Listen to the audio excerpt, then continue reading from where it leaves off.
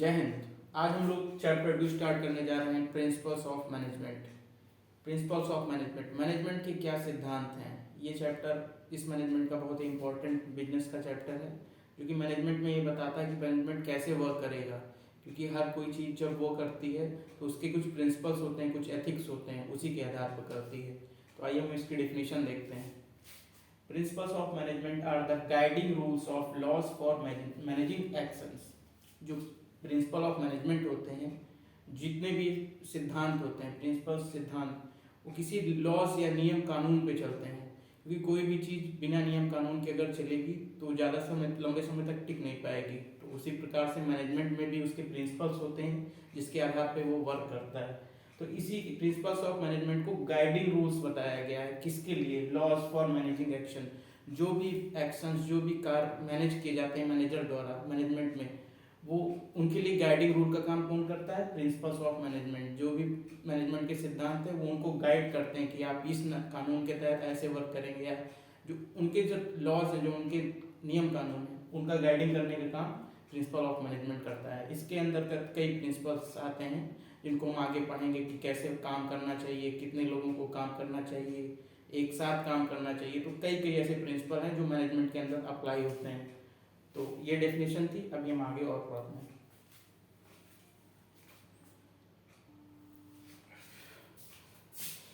आइए हम इसकी मीनिंग समझते हैं।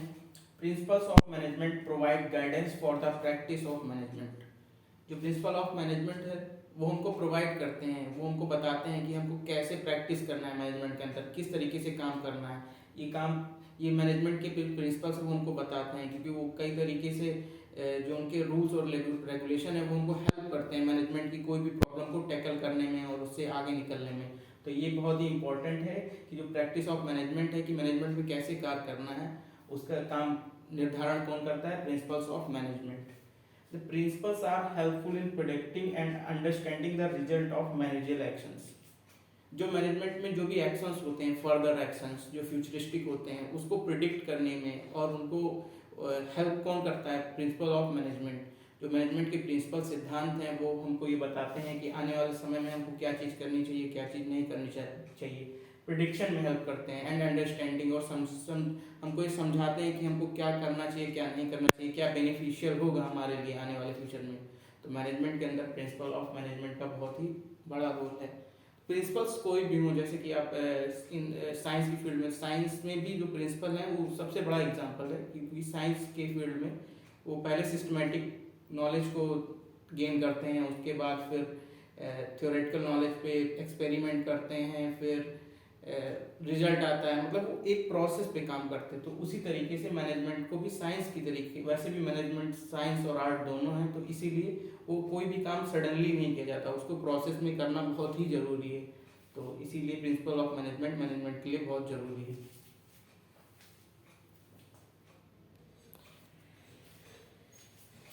आइए हम बात करते हैं nature of principal of management. सबसे पहला है यूनिवर्सल एप्लीकेबिलिटी। ये हर जगह अप्लाई होता है, किसी भी यूनिवर्स के किसी भी कोने में। Principle of management are intended to apply to all type of organisation, whether किसी भी तरीके का ऑर्गेनाइजेशन हो या कोई भी संस्था हो, दुनिया की कोई भी संस्था कहीं पर भी हो, इस देश में या कहीं विदेश में, उस सब जगह जो प्रिंसिपल ऑफ मैनेजमेंट है उसकी एप्लीकेबिलिटी सेम ही होगी, वो एक ही तरीके से काम करेगा। बिजनेस और नॉन बिजनेस, अगर कोई मैनेजमेंट बिजनेस कर रहा है या नॉन बिजनेस, जैसे कोई मंदिर हो गया, चैरिटी इंस्टीट्यूशन हो गया, उसमें भी मैनेजमेंट का काम सेम होगा। वो अपने एथिक्स, अपने रूल्स, अपने नियम के आधार, प्रिंसिपल के आधार पर ही काम करेंगे। स्मॉल हो या लार्ज हो, कोई छोटा हो या बड़ा इंस्टीट्यूशन हो, पब्लिक सेक्टर हो या प्राइवेट सेक्टर हो, मतलब मैनेजमेंट हर जगह, whether business, non business, small, large, public, private, कोई भी मैनेजमेंट होगा, हर जगह बिना प्रिंसिपल ऑफ मैनेजमेंट के मैनेजमेंट वर्क कर ही नहीं सकता। क्योंकि उसके अपने नियम कानून होते हैं, अपने एथिक्स होते हैं, उसी पे वो उसको वर्क करना होता है। अगर वो ऐसा नहीं करेगा तो संस्थाओं में काफ़ी ज़्यादा डिफिकल्टीज आएंगी, लोग आपस में लड़ेंगे। तो ये सब दिक्कतें ना आए, तो इसीलिए मैनेजमेंट का काम ये है कि वो प्रिंसिपल्स को फॉलो करे ताकि वो हर जगह अप्लीकेबल हो। इसीलिए प्रिंसिपल्स ऑफ मैनेजमेंट होता है, वो किसी भी तरीके के मैनेजमेंट चाहे छोटा बड़ा हो, हर जगह अप्लीकेबल होता है।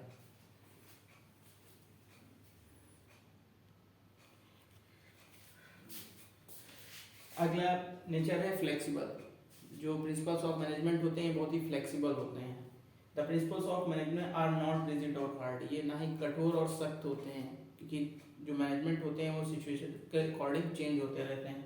दे आर फ्लेक्सिबल एंड डायनेमिक, बहुत ही लचीले और समय समय पे तेजी से डायनेमिक फ्रीक्वेंट चेंजेस उसमें आते रहते हैं। And can be modified by the manager, जो कि मैनेजर समय के साथ साथ when the situation so demand, जब सिचुएशन कोई डिमांड करती है कि अब मैनेजमेंट के अंदर कोई भी बदलाव करने हैं, तो उसको तुरंत ही वो चीज़ों को टेक इन किया जाता है मैनेजमेंट के अंदर, और उस पर काम करके उसको चेंज किया जा सकता है। तो जो प्रिंसिपल ऑफ मैनेजमेंट होते हैं वो बहुत ही फ्लेक्सिबल वर्क करते हैं, क्योंकि अगर ये किसी एक ही कानून पे चलेंगे तो आने वाले समय में जो बदलाव आएंगे उसके साथ मैनेजमेंट वर्क नहीं कर पाएगा, तो और मैनेजमेंट पीछे रह जाएगा। तो जो प्रिंसिपल्स ऑफ मैनेजमेंट होते हैं ये समय के अनुसार चेंज होते रहते हैं।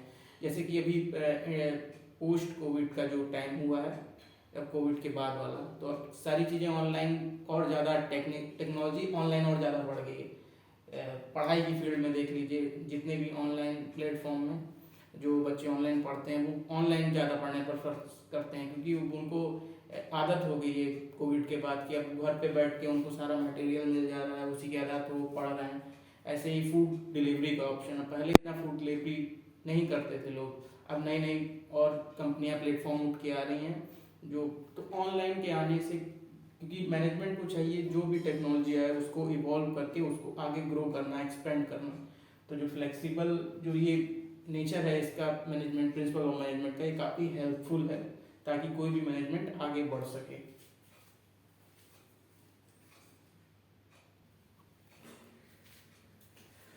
अगला पॉइंट है कॉज एंड इफेक्ट रिलेशनशिप। किसी के होने से उस पर, किसी चीज़ के होने से उसका क्या प्रभाव पड़ता है। कॉज एंड रिलेशनशिप, कारण और प्रभाव का जो रिलेशनशिप है आपस में, वो प्रिंसिपल ऑफ मैनेजमेंट में कैसे वर्क करता है। POM establishes a relationship between cause and effect। जो प्रिंसिपल ऑफ मैनेजमेंट है वो मैनेजमेंट के अंदर किसी चीज़ के होने से उस पर क्या प्रभाव पड़ता है उसको दर्शाता है। They specify what the ultimate outcome will be, यह दर्शाता है कि रिजल्ट अल्टीमेट फाइनल लास्ट में क्या होगा। इफ, यद्यपि, in a particular situation work is done, मतलब उस पर्टिकुलर सिचुएशन पे अगर कोई काम किया जाता है तो उस काम के होने से क्या प्रभाव पड़ता है उस संस्था पे, उस मैनेजमेंट पे, ये कॉज एंड इफेक्ट रिलेशनशिप के द्वारा ही हम समझ सकते हैं। तो ये प्रिंसिपल ऑफ मैनेजमेंट का बहुत इंपॉर्टेंट नेचर है कि मैनेजमेंट के अंदर कोई चीज़ अगर कोई घटती है तो किस कारण से घट रही है, इसका पता हम केवल कॉज एंड इफेक्ट रिलेशनशिप के द्वारा ही लगा सकते हैं।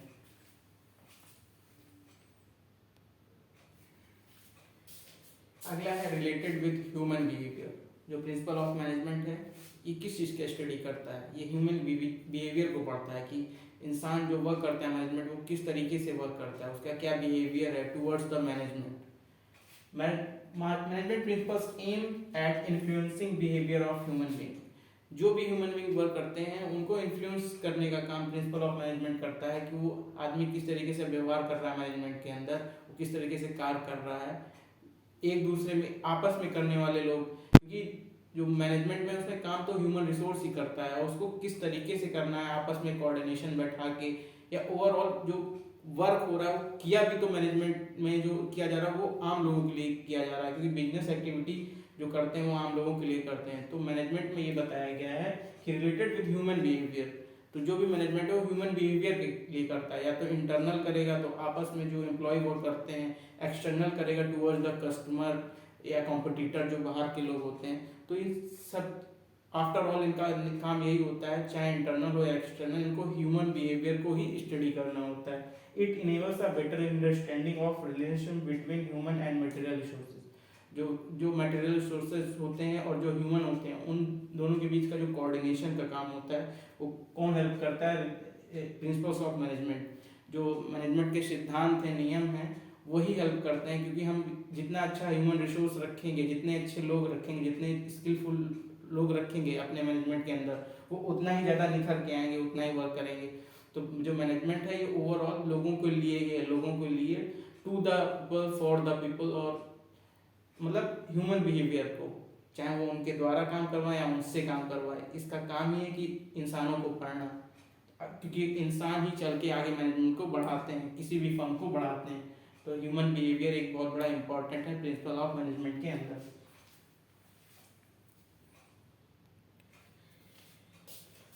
प्रिंसिपल ऑफ मैनेजमेंट का आखिरी नेचर है contingent. The principle of management are not permanent. जो प्रिंसिपल ऑफ मैनेजमेंट है ये परमानेंट नहीं होते हैं।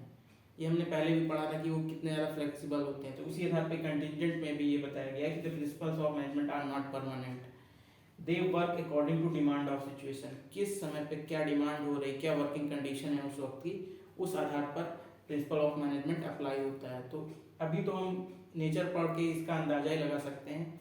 आने वाले समय में जो फ्यूल के 14 प्रिंसिपल हैं या टेलर के जो साइंटिफिक प्रिंसिपल्स हैं उनको पढ़ के हम ये तय कर सकेंगे कि मैनेजमेंट कैसे वर्क करता है। फिलहाल आज इतना ही, बाकी के टॉपिक नेक्स्ट वीडियो में कवर करेंगे।